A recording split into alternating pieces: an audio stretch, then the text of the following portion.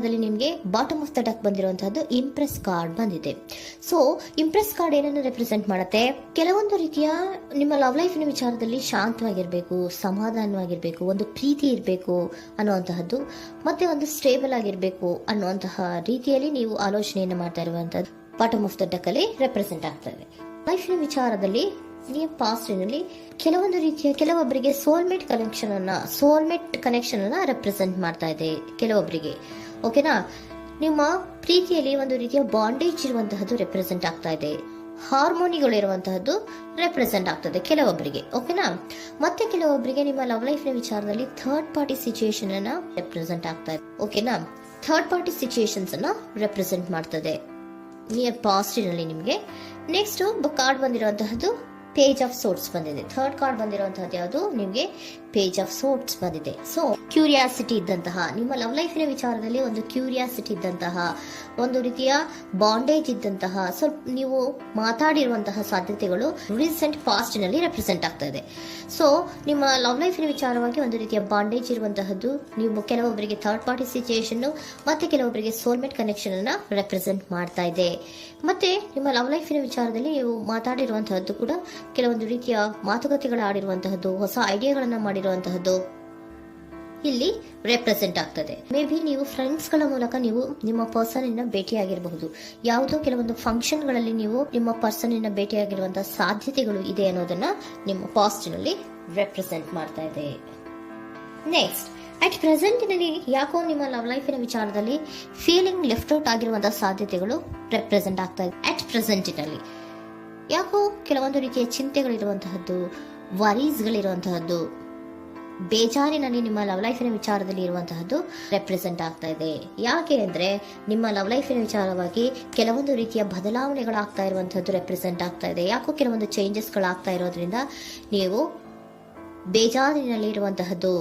ನಿಮ್ಮ ಲವ್ ಲೈಫಿನ ವಿಚಾರವಾಗಿ ಯಾಕೋ ಪರಿಸ್ಥಿತಿಗಳು ಅಷ್ಟು ಚೆನ್ನಾಗಿಲ್ಲದೆ ಇರುವಂತಹದ್ದು ರೆಪ್ರೆಸೆಂಟ್ ಆಗ್ತಾ ಇದೆ. ಯಾಕೋ ಕೆಲವು ಬದಲಾವಣೆಗಳು, ಚೇಂಜಸ್ಗಳು ಆವಾಗಿಂದ ಆವಾಗಲೇ ಆಗ್ತಾ ಇರುವಂತಹದ್ರಿಂದ ನಿಮಗೆ ಬೇಜಾರಾಗಿರುವಂತಹದ್ದು ರೆಪ್ರೆಸೆಂಟ್ ಆಗ್ತಾ ಇರೋದು. ಮತ್ತೆ ಥರ್ಡ್ ಕಾರ್ಡ್ ಬಂದಿರುವಂತಹದ್ದು ಕ್ವೀನ್ ಆಫ್ ವ್ಯಾಂಡ್ಸ್ ಬಂದಿದೆ. ಸೊ ಕ್ವೀನ್ ಆಫ್ ವ್ಯಾಂಡ್ಸ್ ಏನಕ್ಕೆ ನಿಮಗೆ ಪದೇ ಪದೇ ಚೇಂಜಸ್ಗಳಾಗ್ತಾ ಇದೆ? ಆ ಚೇಂಜಸ್ಗಳಿಂದ ಯಾಕೋ ಕೆಲವೊಂದು ರೀತಿಯ ವೇರಿಯೇಷನ್ಗಳು ಆಗ್ತಾನೆ ಇರೋದ್ರಿಂದ ನಿಮಗೆ ಬೇಜಾರಾಗ್ತಾ ಇದೆ.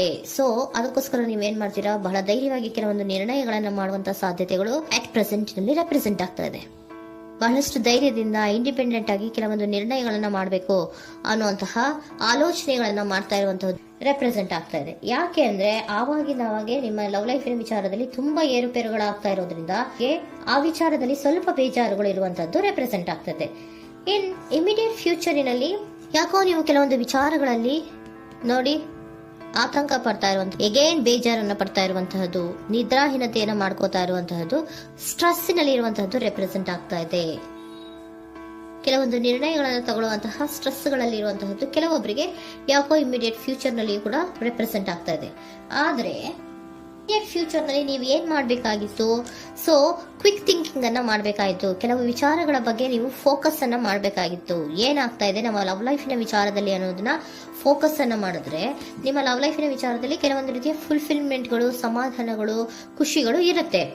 ಯಾವಾಗ ನೀವು ಫೋಕಸ್ ಅನ್ನ ಮಾಡೋದಿಲ್ವೋ ಆಗ ನಿಮ್ಗೆ ಮತ್ತಷ್ಟು ಆತಂಕಗಳು, ಬೇಜಾರುಗಳು ಆಗುವಂತ ಸಾಧ್ಯತೆಗಳು ಇದೆ. ಇದು king of swords, nine of swords ಇನ್ನ ಕ್ಲಾರಿಫಿಕೇಶನ್ ಕಾರ್ಡ್ ಅಷ್ಟೇ. ಅಂದ್ರೆ ಏನು?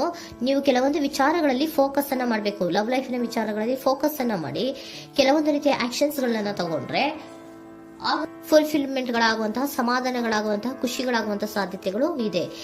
ಕರೆಕ್ಟ್ ಆಗಿ ಮಾತಾಡಬೇಕು. ಏನ್ ಮಾತಾಡಬೇಕು ನಿಮ್ಮ ಲವ್ ಲೈಫಿನ ವಿಚಾರವಾಗಿ ಕರೆಕ್ಟ್ ಆಗಿ ಮಾತಾಡಿ ಕೆಲವೊಂದು ರೀತಿಯ ಕ್ಲಿಯರ್ ಥಿಂಕಿಂಗ್ ಅನ್ನ ಮಾಡಿ ಕ್ವಿಕ್ ಆಕ್ಷನ್ಸ್ ಅನ್ನ ತಗೊಳ್ಳುವಂತಹದ್ದು ರೆಪ್ರೆಸೆಂಟ್ ಆಗ್ತಾ ಇದೆ. ಓಕೆನಾ? ಇದಿಷ್ಟು ನಿಮ್ಮ ಕಾರ್ಡ್ಸ್ ನ ರೀಡಿಂಗು. ನೆಕ್ಸ್ಟ್, ಏಂಜಲ್ ಗೈಡೆನ್ಸ್ ನಿಮ್ಗೆ ಏನ್ ಹೇಳ್ತಾ ಇದ್ದಾರೆ ಅನ್ನೋದನ್ನ ನೋಡೋಣ. ನಿಮ್ಮ ಲವ್ ಲೈಫಿನ ವಿಚಾರವಾಗಿ ಏಂಜಲ್ ಗೈಡೆನ್ಸ್ ಏನ್ ಕೊಡ್ತಾ ಇದ್ದಾರೆ? ವೇಟ್ ಅಂತ ಹೇಳ್ತಾ ಇದ್ದಾರೆ. ಸ್ವಲ್ಪ ತಾಳ್ಮೆಯಿಂದ ಇರೋ, ಅವಸರದಲ್ಲಿ ಯಾವ ನಿರ್ಧಾರವನ್ನ ಕೂಡ ಮಾಡಬೇಡ ಅನ್ನೋದನ್ನ ಏಂಜಲ್ ಗೈಡೆನ್ಸ್ ಕೊಡ್ತಾ ಇದ್ದಾರೆ. It's up to you. ಇದು ಎಲ್ಲ ನಿನಗೆ ಬಿಟ್ಟಿರುವಂತಹದ್ದು. ಬೇಗ ಬೇಗ ಕೆಲವೊಂದು ನಿರ್ಧಾರಗಳನ್ನ ಕ್ವಿಕ್ ಥಿಂಕಿಂಗ್ ಅನ್ನ ಮಾಡಿದ್ರು ಕರೆಕ್ಟ್ ಆಗಿ ಕ್ಲಿಯರ್ ಥಿಂಕಿಂಗ್ ಅನ್ನ ಮಾಡಬೇಕು. ಸೊ ಕ್ಲಿಯರ್ ಥಿಂಕಿಂಗ್ ಅನ್ನ ಮಾಡೋದಕ್ಕೆ ಲವ್ ಲೈಫ್ ನ ವಿಚಾರವಾಗಿ ಸ್ವಲ್ಪ ಟೈಮ್ ಬೇಕಾಗುತ್ತೆ. ಅದಕ್ಕೋಸ್ಕರನೇ ಏಂಜಲ್ ಗೈಡೆನ್ಸ್ ನಿಮ್ಗೆ ಏನ್ ಕೊಡ್ತಾ ಇದಾರೆ, ಸ್ವಲ್ಪ ವೇಟ್ ಮಾಡಿ. ಇಟ್ಸ್ ಅಪ್ ಟು ಯು, ಇದು ನಿಮ್ಗೆ ಬಿಟ್ಟಿರುವಂತಹದ್ದು. ಪರ್ಫೆಕ್ಟ್ ಟೈಮಿಂಗ್, ಕೆಲವೊಂದು ವಿಚಾರಗಳಿಗೆ ಪರ್ಫೆಕ್ಟ್ ಟೈಮಿಂಗ್ ಅನ್ನೋದು ಅಥವಾ ಡಿವೈನ್ ಟೈಮಿಂಗ್ ಅನ್ನೋದು ಬರಬೇಕು. ಆಗ ಕೆಲವೊಂದು ನಿರ್ಣಯಗಳನ್ನ ಮಾಡಬಹುದು. ಸ್ವಲ್ಪ ನೀವು ಈಗ ಯಾವುದೇ ರೀತಿಯ ಅವಸರದ ನಿರ್ಧಾರಗಳನ್ನು ಮಾಡೋದು ಬೇಡ ಅಂತ ಹೇಳ್ತಾ ಇದ್ದಾರೆ. ಓಕೆ, ಸರೆಂಡರ್ ಕಾರ್ಡ್ ಏನ್ ಹೇಳ್ತಾ ಇದ್ದಾರೆ ಅನ್ನೋದನ್ನ ನೋಡೋಣ. So surrender frustration doesn't open any doors. The key to resolving a dilemma, dissolving a block, is to take a breath, center yourself and regroup, so may approach the situation more calmly. Frustration, ಹತಾಶೆ ಅನ್ನೋದು ಮಾಡ್ಕೋಬೇಡಿ. ಹತಾಶೆ ಮಾಡ್ಕೊಳ್ಳೋದ್ರಿಂದ ನಿಮ್ಗೆ ಯಾವುದೇ ರೀತಿಯ ಹೊಸ ಐಡಿಯಾಗಳು ಬರಲ್ಲ, ಹೊಸ ಥಿಂಕಿಂಗ್ಗಳು ಬರಲ್ಲ, ಕ್ಲಿಯರ್ ಥಿಂಕಿಂಗ್ ಅನ್ನು ಮಾಡಕ್ಕೆ ಸಾಧ್ಯ ಆಗಲ್ಲ. ಸೊ ಅದಕ್ಕೆ ನೀವೇನ್ ಮಾಡ್ಬೇಕು, ಫ್ರಸ್ಟ್ರೇಷನ್ ಅನ್ನ ಬಿಟ್ಬಿಟ್ರೆ ನೀವು ಸಮಾಧಾನವಾಗಿ ಯೋಚನೆ ಮಾಡಿ ಕೆಲವೊಂದು ನಿರ್ಧಾರಗಳನ್ನ ಮಾಡಿ ಅನ್ನೋದನ್ನ ಸರೆಂಡರ್ ಕಾರ್ಡ್ ಕೂಡ ನಿಮ್ಗೆ ಹೇಳ್ತಾ ಇದ್ದಾರೆ. ಸೊ ನಿಮ್ಮ ಲವ್ ಲೈಫಿನ ವಿಚಾರದಲ್ಲಿ ಈಗ ಸ್ವಲ್ಪ ನಿಮಗೆ ಬೇಜಾರುಗಳಿರುವಂತಹದ್ದು, ಕೆಲವೊಂದು ಬದಲಾವಣೆಗಳು, ವೇರಿಯೇಷನ್ಗಳು ಆಗ್ತಾ ಇರುವಂತಹದ್ದು ರೆಪ್ರೆಸೆಂಟ್ ಆಗ್ತಾ ಇದೆ. ಸೊ ನಿಮ್ಮ ಲವ್ ಲೈಫಿನ ವಿಚಾರಕ್ಕೆ ಫ್ಯೂಚರಿನಲ್ಲಿ ಕೆಲವೊಂದು ಆಕ್ಷನ್ಸ್ ಅನ್ನ ತಗೋಬೇಕಾದ್ರೆ ಸ್ವಲ್ಪ ವೇಟ್ ಮಾಡಬೇಕು, ಕ್ಲಿಯರ್ ಆಗಿ ಥಿಂಕ್ ಮಾಡಬೇಕು, ಅದರಲ್ಲೇ ಆಕ್ಷನ್ಸ್ ಅನ್ನ ತಗೋಬೇಕು ಅನ್ನೋದನ್ನ ಹೇಳ್ತಾ ಇದ್ದಾರೆ. ಓಕೆನಾ? ಆಗ ಮಾತ್ರ ನಿಮ್ಗೆ ನಿಮ್ಮ ಎನರ್ಜಿಯಲ್ಲಿ ಏನ್ ಶಾಂತತೆ ಬರಬೇಕು ಅಂತ ಹೇಳ್ತೀರಲ್ಲ, ಆ ಶಾಂತತೆ ಏನ್ ಬರಬೇಕು, ಲವ್ ಲೈಫಿನ ವಿಚಾರವಾಗಿ ಶಾಂತತೆ ಯಾವಾಗ ಬರುತ್ತೆ ಅಂದ್ರೆ ನೀವು ಕ್ಲಿಯರ್ ಥಿಂಕಿಂಗ್ ಅನ್ನ ಮಾಡಿದಾಗ ಮಾತ್ರ ಬರುವಂತಹದ್ದು ಅನ್ನೋದು ಕಾರ್ಡ್ಸ್ ಗಳಲ್ಲಿ ರೆಪ್ರೆಸೆಂಟ್ ಆಗ್ತದೆ.